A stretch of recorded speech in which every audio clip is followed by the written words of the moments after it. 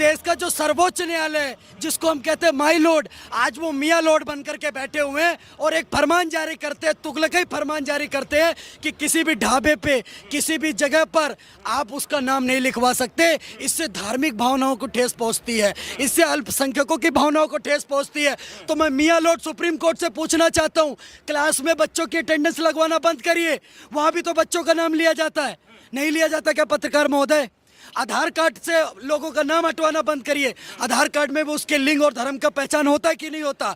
अगर किसी व्यक्ति के पास आधार कार्ड भी नहीं है तो उसका अंगूठा लगवाया जाता है ताकि उसके नाम और धर्म का पता चल सके। उसके बावजूद भी अगर अंगूठा भी नहीं होता तो आँख के रेटिना स्कैन कराए जाते हैं। क्यों कराए जाते हैं? ताकि उसके नाम और धर्म का पता लग सके। लेकिन पत्रकार महोदय यहाँ भी छोड़िए, मैं इस देश के मियाँ लॉर्ड सुप्रीम कोर्ट से पूछना चाहता हूँ, क्या इस देश के अंदर एक व्यक्ति किसी दूसरे नाम के व्यक्ति का सिम कार्ड यूज कर सकता है? नहीं कर सकता ना पत्रकार महोदय। जब एक व्यक्ति किसी दूसरे व्यक्ति के नाम का सिम कार्ड यूज नहीं कर सकता तो एक व्यक्ति दूसरे व्यक्ति के नाम पर ढाबा कैसे चला सकता है? आप बताइए ना पत्रकार महोदय। ये जो कांवड़ यात्रा चल रही है, जो हमारे शिव भक्त कांवड़िए जा रहे हैं, 140 करोड़ देशवासियों की श्रद्धा का मामला है सर, आस्था का मामला है। वहाँ पिकनिक मनाने जा रहे हैं हम, जितने भी शिव भक्त कांवड़िए जा रहे हैं अलग अलग प्रदेशों से, वहाँ पिकनिक स्पॉट है, वहाँ छुट्टी मनाने जा रहे हैं, या वहाँ पर कोई फिल्म रिलीज हो रही है उसके प्रमोशन में जा रहे हैं। ये सब के सब शिव भक्त कांवड़िए अपने महादेव आराध्य शंकर के लिए जल लेने जा रहे हैं। उसके बाद अगर कोई अब्दुल इनको गलत चीज़ खिलाने का काम करता है, गलत परोसने का काम करता है, और नाम बताने में, आइडेंटिटी बताने में लोगों को दिक्कत क्या है? अभी यही माननीय योगी आदित्यनाथ जी सिर्फ एक बात कह देते कि जो भी अब्दुल होगा उसको सब्सिडी मिलेगी, उसको दुकान लगाने पर छूट मिलेगी, तो ये सबसे पहले अपनी दुकान के आगे पोस्टर लगाते और आधार कार्ड लेकर के लाइन में लग के बताते, हाँ हाँ मैं अब्दुल हूँ। भाई साहब, विपक्ष के कुछ नेता कह रहे हैं कि देश बटते बटते बच गया, देश दो टुकड़ा होने से बच गया ये नाम प्लेट के कारण। नहीं तो अगर यदि इस देश में सुप्रीम कोर्ट नहीं होता तो आज पाकिस्तान जैसी दूसरा देश भी बन के तैयार हो जाता। और उसी सुप्रीम कोर्ट को आप कह रहे हैं मियाँ लॉर्ड, जो संविधान से चलता है, तो ये संविधान का उल्लंघन नहीं है? देखिए, संविधान का उल्लंघन पत्रकार महोदय तो यहाँ होता है मियाँ लॉर्ड। मैं इसलिए कहता हूँ, माननीय सर्वोच्च न्यायालय, सुप्रीम कोर्ट ऑफ इंडिया का एक ऑर्डर दिखाइए जब सुप्रीम कोर्ट ऑफ इंडिया ने बोला हो कि बकरीद के दिन कुर्बानी मत करो, इससे सड़कों पर गंदगी फैलती है, इससे दूसरे धार्मिक भावनाओं को आहत होती है। सुप्रीम कोर्ट मियाँ लॉर्ड का ये भी एक बयान सुनाइए जब उन्होंने कहा हो कि आप जुलूस निकालते हैं मुहर्रम का तो तलवारबाजी मत करिए, सड़कों पर इकट्ठे मत होइए, जमा मत होइए। लेकिन नहीं, मियाँ लॉर्ड इस पर नहीं बोलेंगे। मियाँ लॉर्ड क्या बोलते हैं? दिवाली पर पटाखे बैन होने चाहिए, होली पर पानी नहीं होना चाहिए।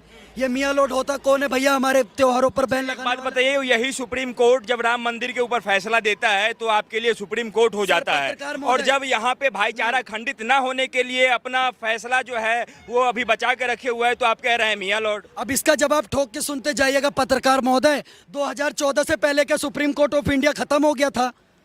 2014 से पहले क्या देश में सारी एजेंसियां खत्म हो गई थी? क्या 2014 से पहले जितनी भी एजेंसियां थी वो सब सरकार के नेतृत्व में चल रही थी? अगर ऐसा है तो फिर आप जो कह रहे हैं सत्य है, फिर तो कांग्रेस पार्टी का विरोध बिल्कुल जायज है। क्या supreme court of India Congress party के इशारे पर चलता था 2014 से पहले? आप एक बात बताइए, राम मंदिर किसी के बाप की खैरात से नहीं मिला है, एएसआई के सर्वे से साबित हुआ है, बिल्कुल प्रमाण के साथ राम मंदिर मिला है। और एएसआई सर्वे की अध्यक्षता कौन कर रहा था पत्रकार महोदय? जो एएसआई सर्वे की अध्यक्षता कर रहा था वो भी एक मुसलमान था, उसने आकर के बताया वहां पर राम मंदिर होने के साक्ष्य मिले। कह दिया मैं झूठ बोल रहा हूं। सुप्रीम कोर्ट ऑफ इंडिया में कितने सालों तक केस चला?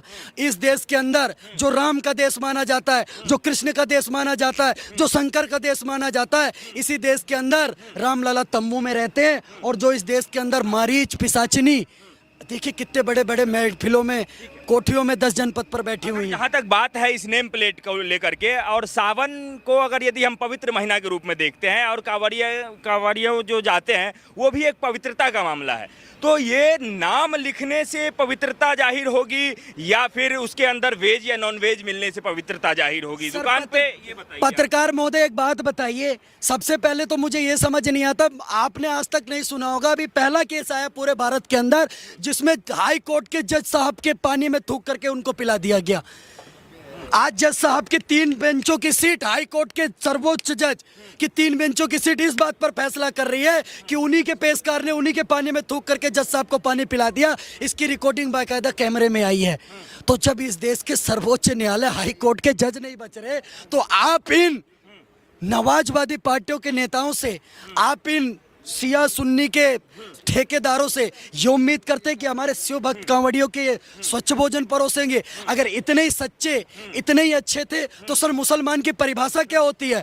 मुसल्लम ईमान सा मुसलमान, जिसका ईमान कभी न डगमगाए वो मुसलमान होता है। वो मुसलमान नहीं जो अपना नाम आगे रखे श्यामलाल और अंदर से अकबर, बाबर, औरंगजेब और फजल अफजल निकल रहा है, तो वो तो मुसलमान ही नहीं है सर।